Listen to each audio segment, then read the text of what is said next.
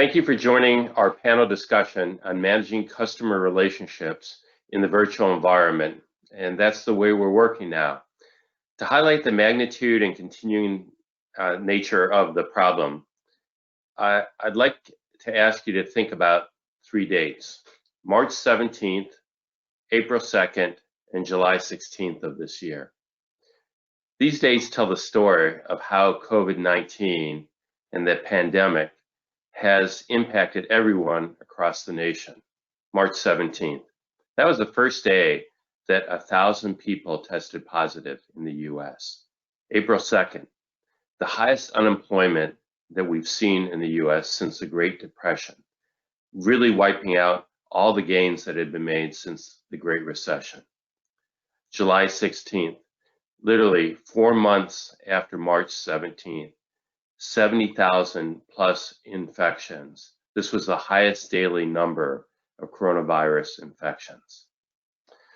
It's keeping us aware that this is not going away. We're not going back to the way things were before March 17th. Since that date in March, life has changed rapidly, and people have needed government support at orders of magnitude beyond their needs just 1 month before the pandemic began.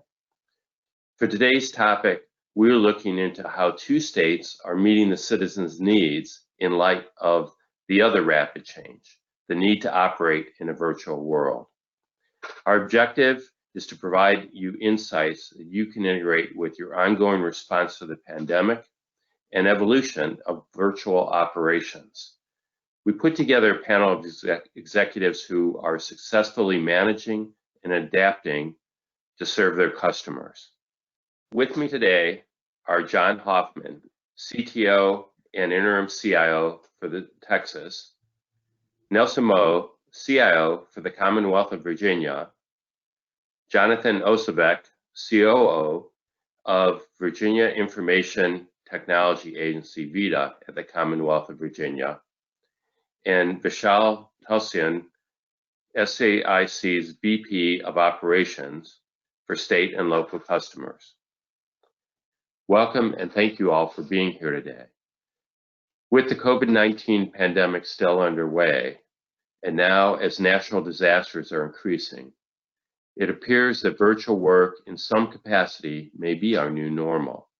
Today, we'll talk about how you successfully enabled agencies to handle the workload in the virtual environment, and in particular, what you had in place as your operating model that worked and what didn't, your lessons learned, and what you will be doing in the future to successfully manage the customer relationships in the virtual environment.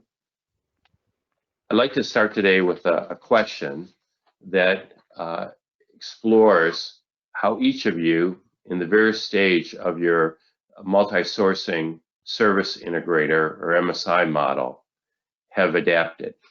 What worked well for you, and how were you successful in moving to this remote model?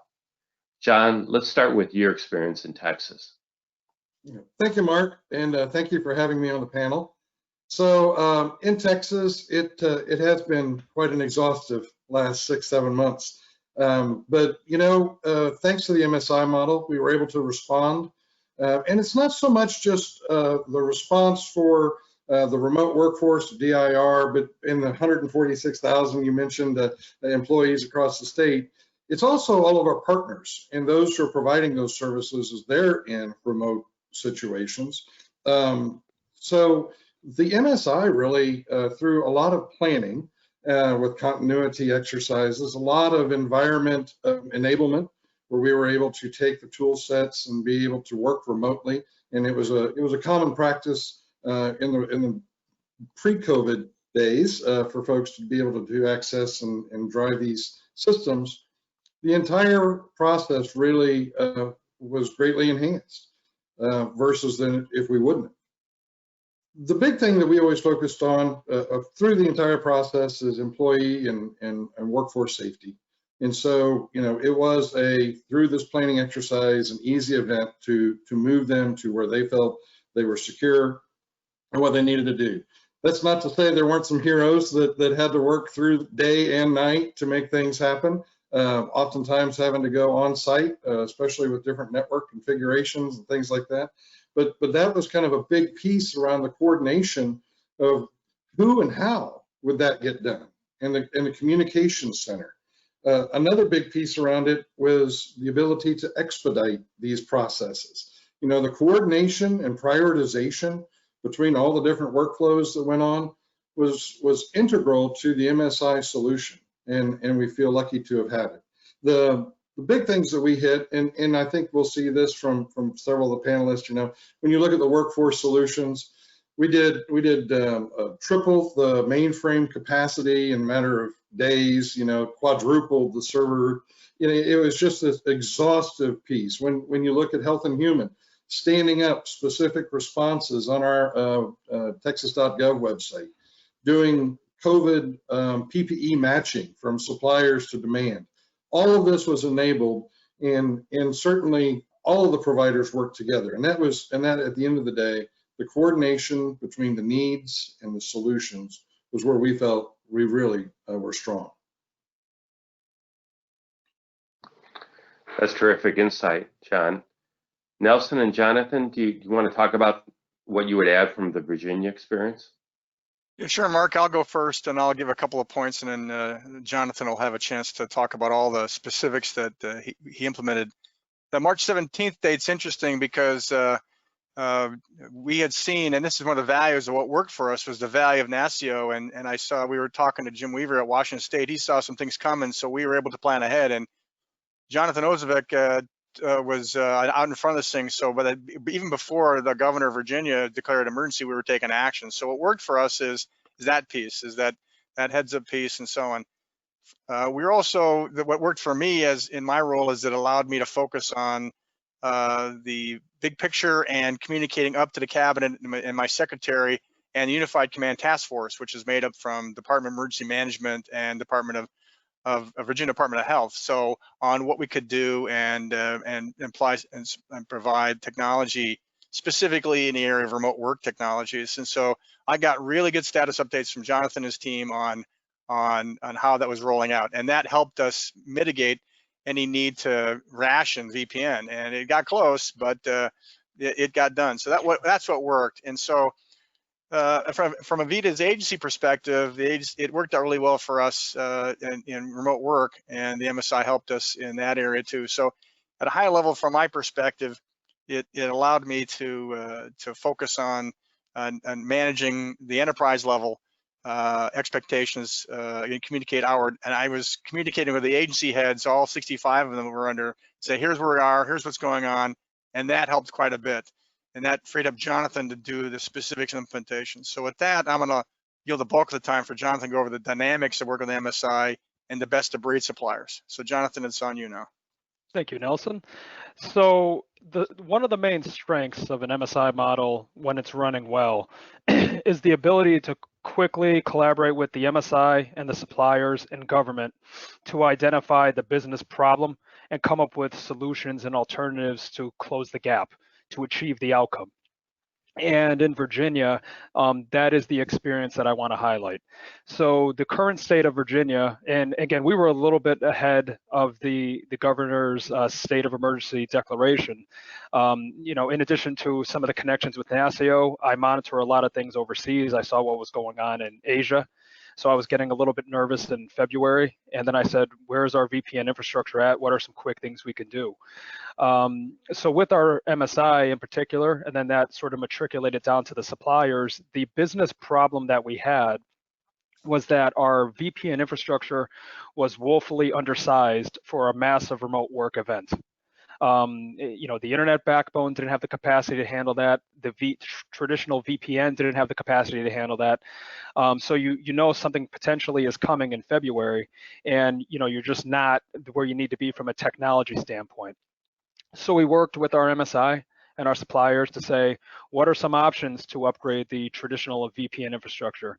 What are some additional options to stand up cloud-based VPN alternatives and expand our remote capabilities? And we did both of those things in record time. We upgraded our VPN infrastructure by a factor of 7. So 7x capacity there. Immediately along with that, we did internet backbone upgrades to make sure that we can handle the additional demand and capacity. And then we were also able to stand up cloud-based VPN alternatives, which gave us a little bit more resiliency, a little bit more flexibility in the way that folks who truly need VPN could have VPN, but those who just need remote access, we can set up cloud-based technologies to allow them to access it without taxing the VPN infrastructure. And then I say lastly, and in some ways, what I just described was the macro, but this is sort of the micro.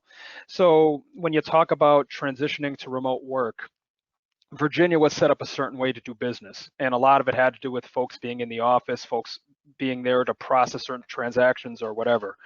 And what we did is we sort of reconfigured our customer success staff to meet with their agencies, to gather acute needs that they would need within their agencies for their workers, like things like MiFis and things like that, as well as other needs to facilitate their transition to a fully remote workforce type of event. And then what we did with that list, we collaborated once again, a well-functioning MSI model with our MSI, as well as our suppliers. We prioritized the list, and we were able to quickly execute to make sure that our agencies in a priority fashion were able to also adjust to the remote work environment. So just to sum up on this question, in both Virginia and Texas, you're able to basically orchestrate a governance model, do forecasting and supply chain or acquisition all within pretty much 30 days, 45 days. That's so fast compared to traditional government processes. Vishal? Thank you, Mark. Let me start off by thanking the panel. Nelson, John, and Jonathan, thank you for your time. On behalf of SAIC and also NASIO, really appreciate your time and discussing an important topic. And Mark, thank you for being a panelist and hosting for us.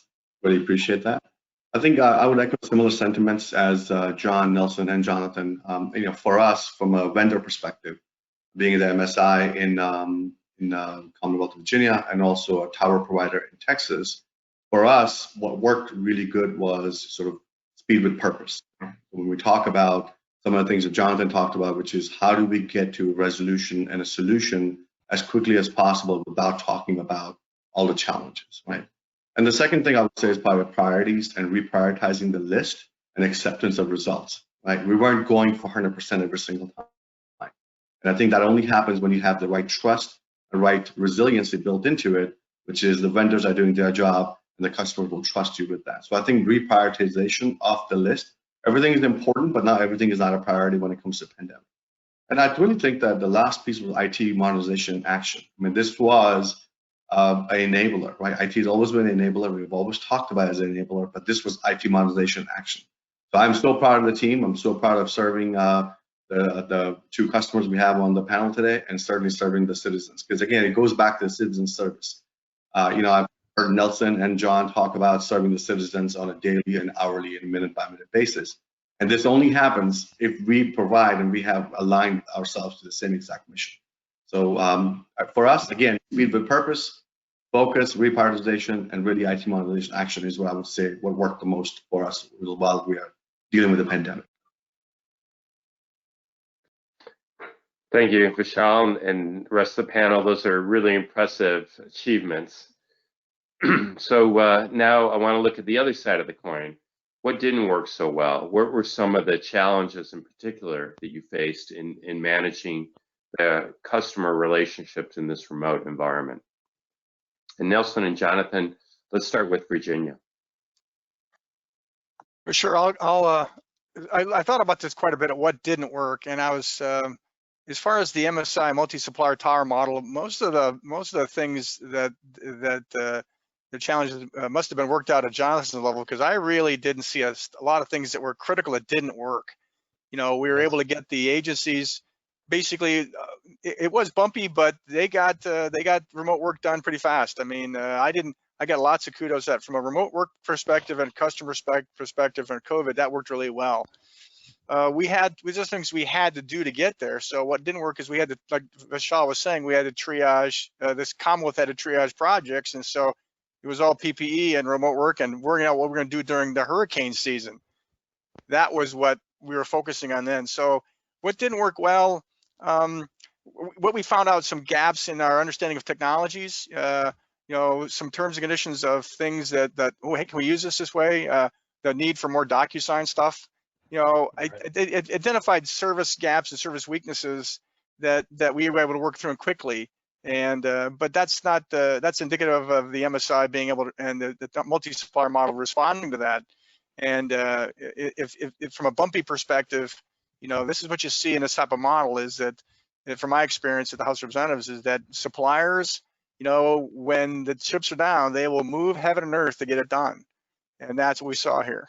And so I can't be prouder of that. I can't be proud of Jonathan and his team getting it done, working with our suppliers here, because it was not easy. And we were going through an evolution here, a transformation at the same time. So, but it was a crucible event for the tower provider, the towers and MSI. So I really don't have any things to point out didn't work well. We found some stuff that, oh, hey, we didn't think about that, but that's not on the MSI or the towers. Jonathan? Yes, sir. I mean, I think you have summed it up well. I would say from a macro standpoint, we achieved the outcome and we executed very, very well. So from a macro standpoint, there's always lessons learned. There's always things you can do better. There's no such thing as a perfect batting percentage, as they say. But I mean, most of my career is in the private sector. This is my foray into the public sector, taking both of those sides into account.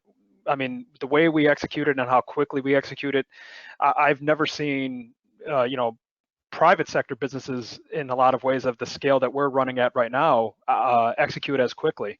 The only other difficulty I'll add, and this is just sort of the nature of the beast and limited resources and things like that. And Nelson touched upon this. We had significant transformation and modernization activities in flight before COVID, because that's where this environment is going.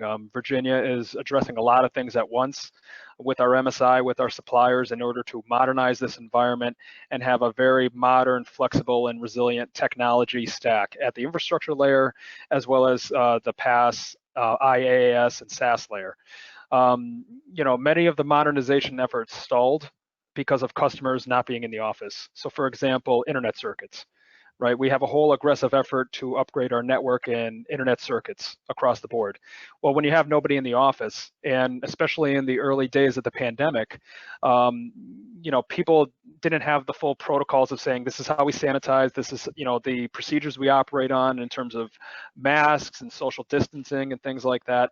So those efforts stalled. And in addition to that, we've had some very significant transformation efforts going on with all of our suppliers.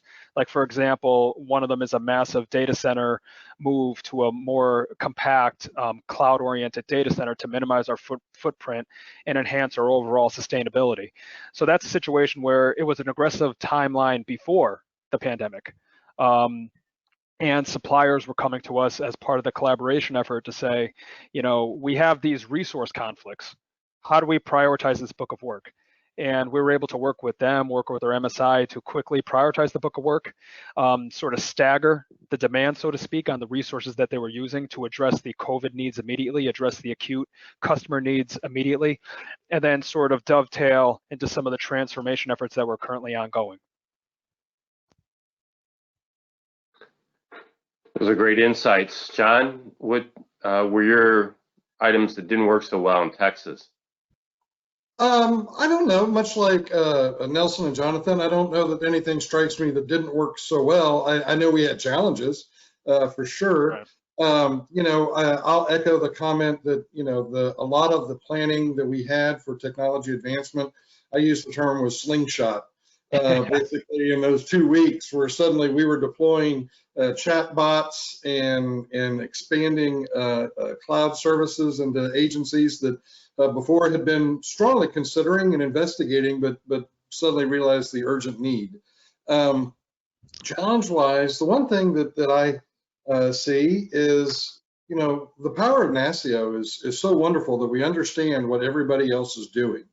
And there are truly great solutions that are available. And although we were aware of them, it was hard for us to really bring those in and leverage that. And I think that to look at it again, and what would I look for in planning hopefully never again one of these, but the next challenge that we have is how do we expedite that realization that there are so many states that are just like us, and not only in structure but in tool sets, that we could take that advantage of other states' experience and deploy it.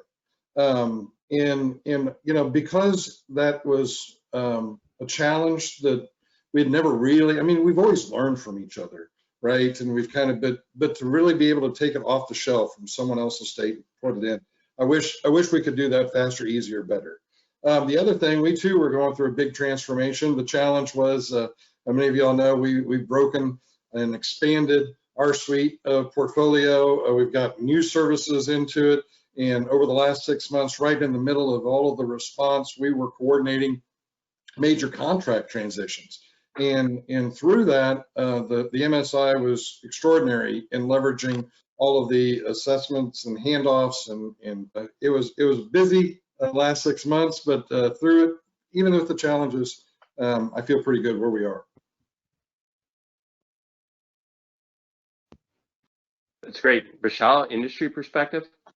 Absolutely. Thank you, Mark. Again, I mean, I would echo something similar. I think for us, from a vendor community perspective, right? I mean, I think I'll go back to what John had mentioned. For us, focusing on certain challenges, and I would bucketize them into either focus, customer relationship, and also about culture. And I'll pick back on what John was mentioned.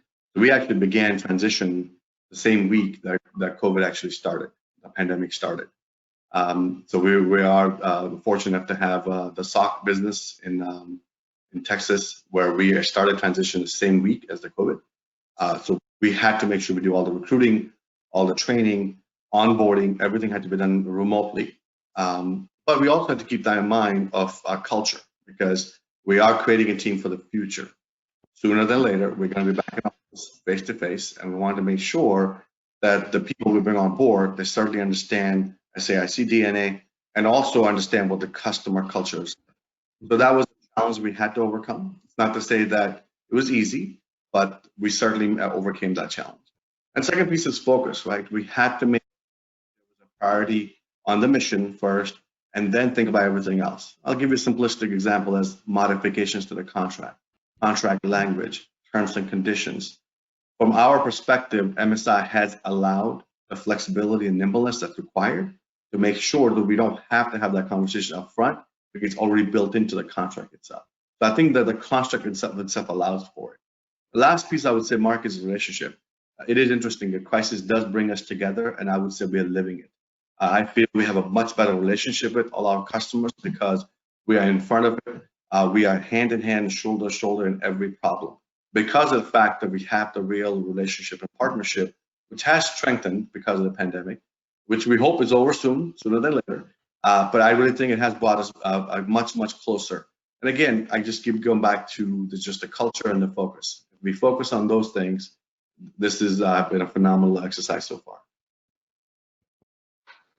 Thanks, Vishal, and I really want to highlight that point that you made about culture. So we've talked about some of the challenges being on the technology side, some of the challenges being on the sourcing and acquisition side, and how that was worked through, and the culture side. As you say, when people are now hiring up and building new teams virtually, it's just such a different work environment. And I think that moves well into the third question. It seemed like back in March that this was going to be a month or a few weeks, and now we know that it's going to go way into next year as well in dealing with the pandemic and how government's going to operate. And natural disasters are kind of adding in and solidifying this case and the need for virtual work environments. Responsiveness and cycle time really matters. So what do you think are the lessons learned and the insights that are most important to you in managing these customer relationships given this remote environment? You know, it's different than it's where you could go down the hall or you could go over to the building, or maybe you had a cabinet meeting, John and Nelson, that you would meet with them. Now it's much more virtual. So what are the key lessons and insights that are at the top of your list? And let's start with John in Texas for some of these insights on this question. Yeah, thank you, Mark. Key insights, certainly, back to Boy Scouts, always be prepared, right?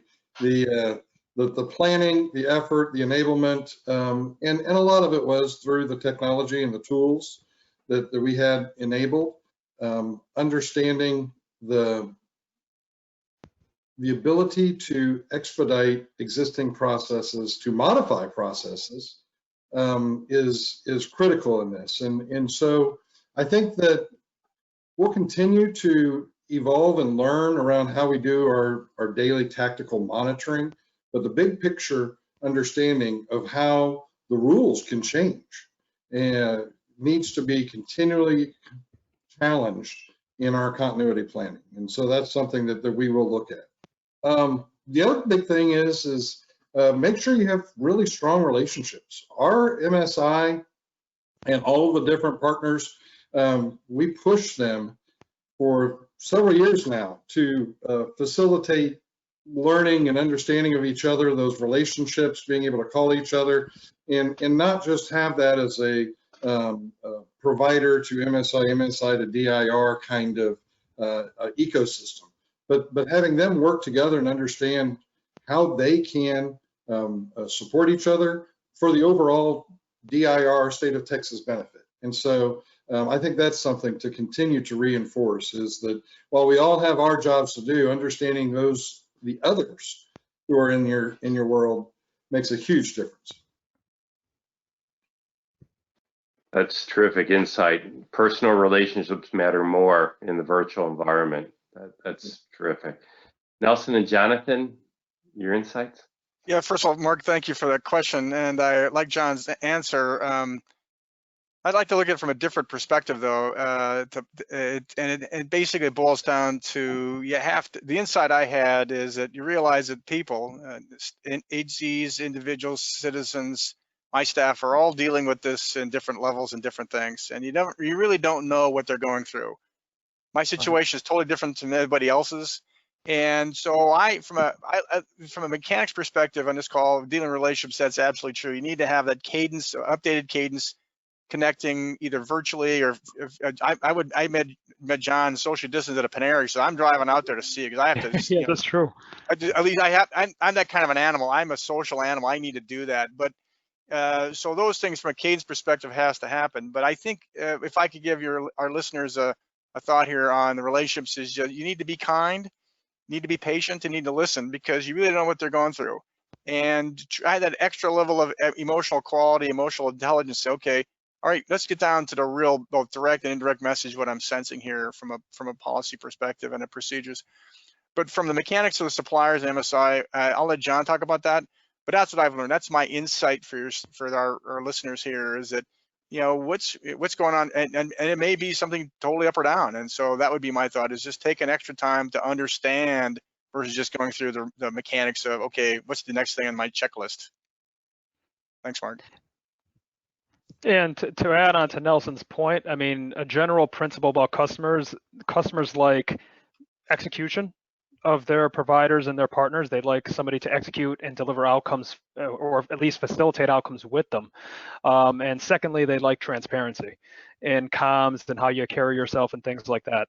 So in terms of this particular situation, I mean, it was really important for us to keep them abreast of regular status updates in terms of what we're doing, how we're progressing on their needs, what we're doing from a macro sense. We talked about the infrastructure changes before, and then what we're doing on a micro sense for their particular requests. And then the other point, and Nelson said it very well, it's really like the EQ/EI component of just understanding that, this situation, they're used to a certain business environment that's totally been disrupted. There's going to be some stress along with that. So you have to have that sort of emotional and empathy and that understanding to really just keep them honest, keep them abreast. Here's what's going on. We're here to support you. We're here to help you deliver that outcome, and it matters greatly to us. Thanks. Those are great insights. Vishal? Thank you, Mark. I mean, I would definitely agree with what Nelson, Jonathan, and John have mentioned. So I think, again, first, communication was key. Listening was very important because you're right. I mean, just like on the Virginia side and Texas side, on our side, we had the same exact challenges we're dealing with. But I will have to say, I mean, for us, so digital transformation and IT modernization has enabled the success that we are seeing today. And I think that is the key. So we don't want to lose that impact because, if we notice, Jonathan had mentioned that they were in the middle of transformation. So you couldn't just abandon it. We just had to reprioritize to make sure that we focus on what's at stake at this point, right? But again, the tooling, the retooling, repurposing, and reprioritizing are some of the things that we have to make sure, keeping in mind that people have personal challenges they were dealing with too. And make sure that everybody understands and that it's only done through open communication and we're listening to both sides of the equation. So again, we are so proud of the fact that we stay focused on the mission side of the equation, focus on what's really important at today's pace, and just execute on that as the best we can. So again, we could not have done this without the relationship, without the cooperation and collaboration from our customers. It is key. And certainly having the right construct also helps as well, which is what we are in today with both the states today. Thank you. Those are really important insights, I think, across the board. We've got about a minute left, and I'd ask Nelson and then John to quickly, 30 seconds or so, say what are your top technology innovations going forward as we continue through the pandemic. Nelson? First of all, thank you for the question. Obviously, we have innovation, we have projects, but from innovation perspective, we're really focusing on cloud technologies and robotic process automation. Those are the innovative things we have. That's the kind of new things we're looking at. That's exciting. We always, in our mission and our vision statements going forward as we rebranded Vita was to make sure we were innovative and looking ahead. You know, that's the one thing from innovative approach. Obviously, there's the block and tackling and getting out of the data center, but you asked me a question about what technology I wish was there in the future. Is that right, Mark? Yes, the top priority. Yeah. If I could wave a magic wand, I'd want to have Teams and Microsoft Teams and Google and those are all good tools. You know, we've seen those in this type of scenario. I'd like to see some sort of next generation. This is for the suppliers on the line. Next generation tool that takes that and modifies it to be much more of an artificial intelligence, data driven. I ask it a question, it goes find out and says it connects with the NASIO team, it connects with the NASIO database, it connects with everything out there in Teams, and it connects it. Teams and Google Meets, they're like little pieces of tools. I want something that connects it together, have some artificial intelligence collaboration tool. Artificial intelligence driven collaboration tool is the thing I'm thinking of, because it's things have to move faster. That's right, and alerted. John, Texas, what are your top initiatives that you're looking at? I'll echo Nelson's points. I do like the AI collaboration tool idea. And I believe it will be here before we know it. From the program standpoint, certainly RPA and AI is a key factor in our strategic plan and how we're trying to make that easy, right? And also I think more than ever before, people understand the benefit of the cloud and the scalability. And so we will be pushing to ensure that that is definitely a component within the toolbox that we have. Thanks. Everybody, this has been a terrific panel. I want to thank all our panelists and thank you for your participation and candor. Next up at 1:30 p.m. today, we'll be having our first question and answer session. That'll be a live Q&A session. And we'll be diving deeper into the challenges, focus on the future, what worked and what didn't with your questions from the audience. So again, thank you panelists for your terrific insights. Thank you.